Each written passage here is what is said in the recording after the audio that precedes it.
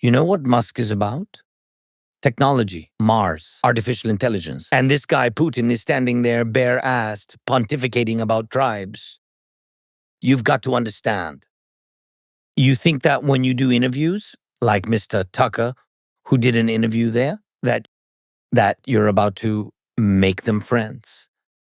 How could you? What does this have to do with friends? He's different. He is simply different.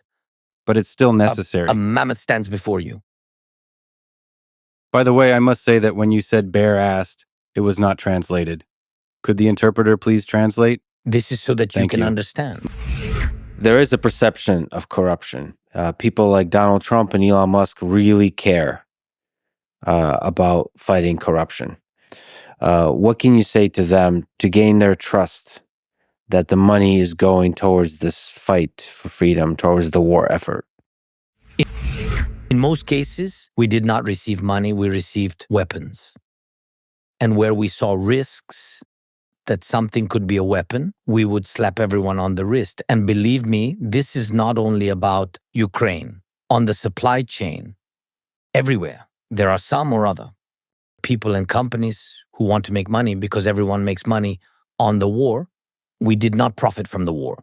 If we found someone, believe me, we slapped everyone on the wrist. And we did that. We did that.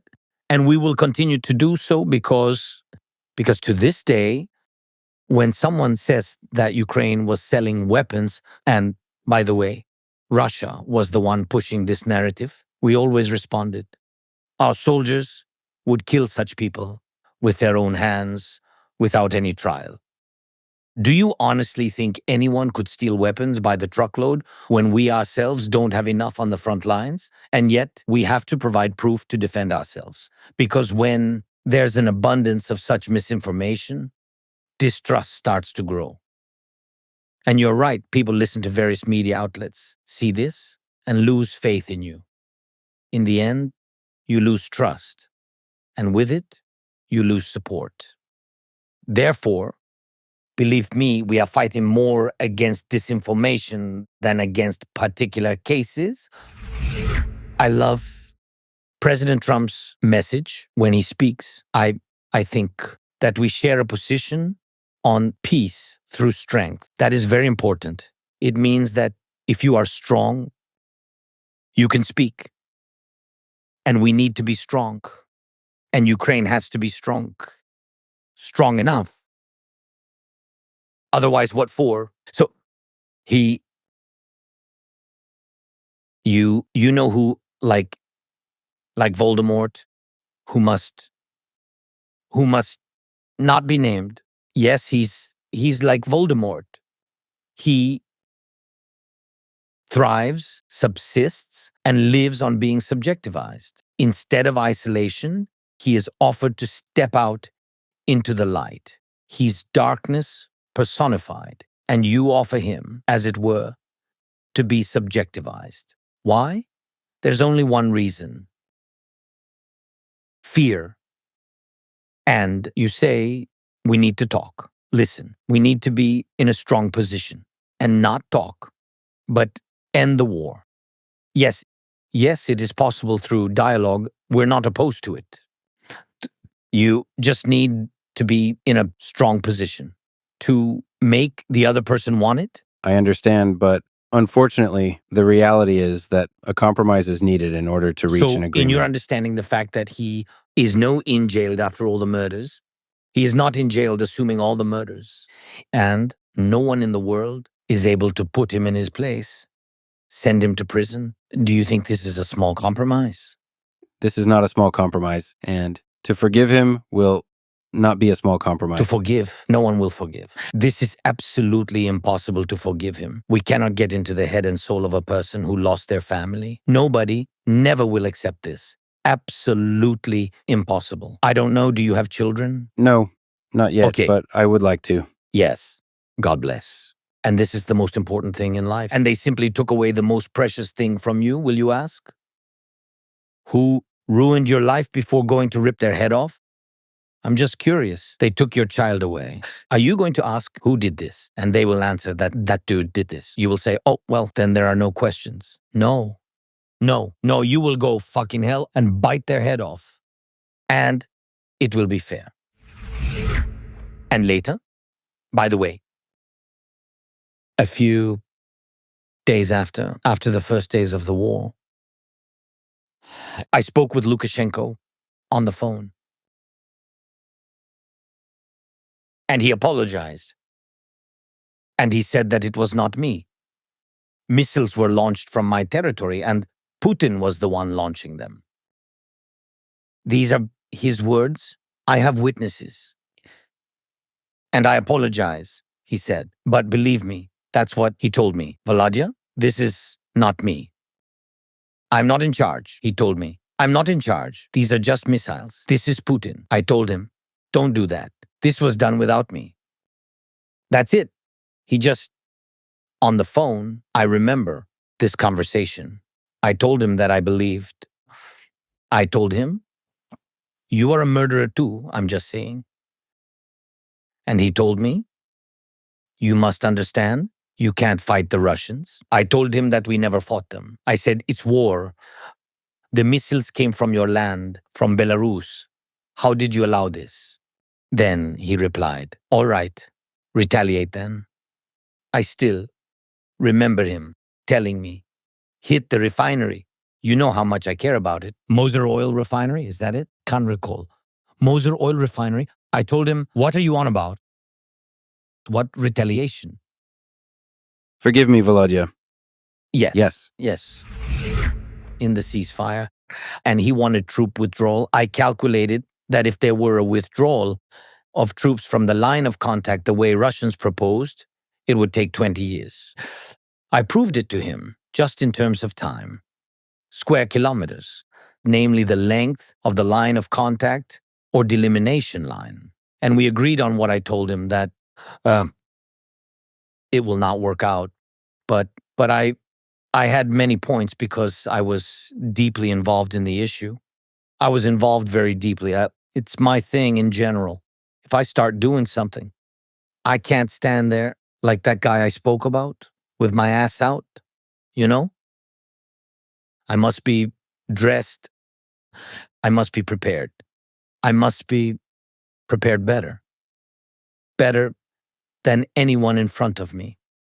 You do sports, right? Mm-hmm. I practiced for many years, and we know what fights are like, what boxing is, what Thai boxing is. This is what I did, and I loved it very much. When you step into the ring, you understand everything pretty much. Mm-hmm. And so I stepped into it, and I was definitely well prepared. But he wasn't. No. He was not deeply involved in the process. What border? Where is it? How long will it take to disengage troops? And why wasn't he involved? You want to know? Because he wasn't going to do any of this. This is what confused me. If you are not deeply involved in the issue, well then it's as if you don't really need the result. That's what I think. So what happened? We agreed that there will be gas continuation, gas transit. In 2019, we agreed with him. This was a security for Europe. Merkel asked me for it. And this was extremely important for Germany. We agreed with him. Secondly, we agreed that for him it was just money. So secondly, we agreed on an exchange. For me, this was the most important thing. For them, gas was, for me, was the people. And this is a fact, because I wanted to have a humanitarian advantage so that there would be further meetings that would lead to sustained peace. And third, ceasefire. Ceasefire you spoke about. What happened? The gas contract was signed because he needed it. And by the way, he knew everything about it. As for exchange, we took the first step and exchanged the people. regarding the ceasefire. Well, they started killing us in about a month. So I called him and I told him, we agreed on a ceasefire, didn't we? Well, it wasn't a piece of toilet paper, was it? This is serious business. Or so it seemed. It really was serious. Merkel, Macron, you and I, we all agreed on this together. A ceasefire is important, isn't it? Not for New Year's, because everyone was celebrating New Year's. And now they're offering us a Christmas ceasefire. It's all the same. A ceasefire for 2-3 days just to get some praise. But this isn't a performance. This isn't some kind of theater. No, this is about people's lives. And that's what happened. After that, I called him a few more times. I think I only had 2-3 calls with him in total. I asked him for a ceasefire. He told me it couldn't be. We will figure it out now. For instance, sorry to say this, it sounds crazy, Please. but what if both Ukraine and Russia are accepted into NATO? Putin himself spoke about Russia, maybe about NATO. What you just said is very correct. What are the guarantees for Russia? It's not like I'm even interested what happens to them. To be honest, I don't care what will happen to them in the future after the war ends. But these are our borders, and we must understand what is going on there. Well, the NATO guarantees for Ukraine. Actually, this is also a security guarantee for the Russians.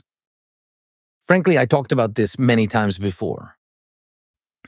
Sorry, I'm speaking figuratively, but as an example, if you were a father who lost his children, a grown man, a man, an adult, and the war has ended, and he never got justice for real. For example, somebody decides to freeze support. We won't give you anything. You can't fight. You can't continue. So we stop when we stop, without any guarantees, without any support, without financing, okay. And nobody is held accountable, but the man lost his children. He will not get anything. None of the killers will be in prison. All the sanctions will be removed. And he lost his children. And we have thousands of such people. Why do you think they will not go to Russia? We'll find a way and will not kill the Russian soldiers there or somebody there. Why wouldn't they? It's human nature. It's not about us. It's everyone. Read American writers. Always after any war, if there is no justice for people, there must be punishment for the crime. It is only justice. How come my child was taken away? The war took him.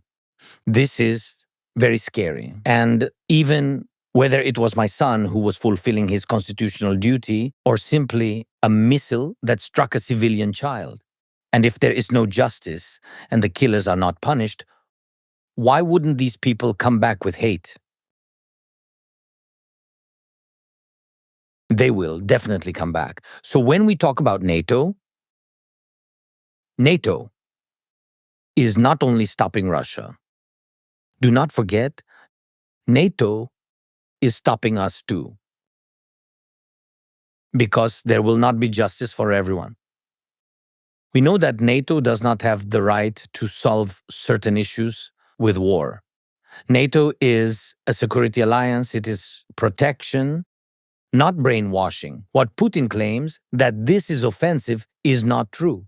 NATO is a defensive alliance, a security alliance, and it is security for Russia. But unfortunately, there are many options for peace that don't involve NATO inviting Ukraine as a member. Can you imagine security guarantees without NATO membership? For example, if America simply leaves NATO, I believe there is a high likelihood that Donald Trump would do such a thing. I think it's very bad for NATO. That's the end. That's the death of NATO. Are you coming on January 20th for President Trump's inauguration? I would like to, of course. I will be considering what is happening then in the war, because there are moments of difficulties, escalation, many missiles, etc. But honestly, well, I can't.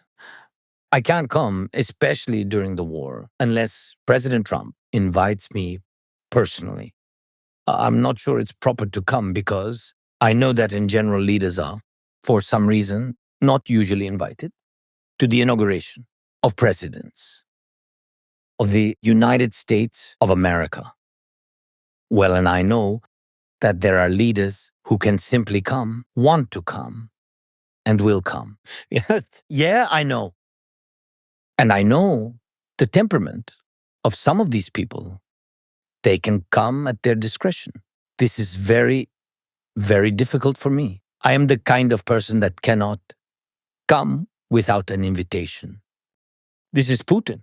We did not invite him. He came to us, so to say. And me? I can't do that.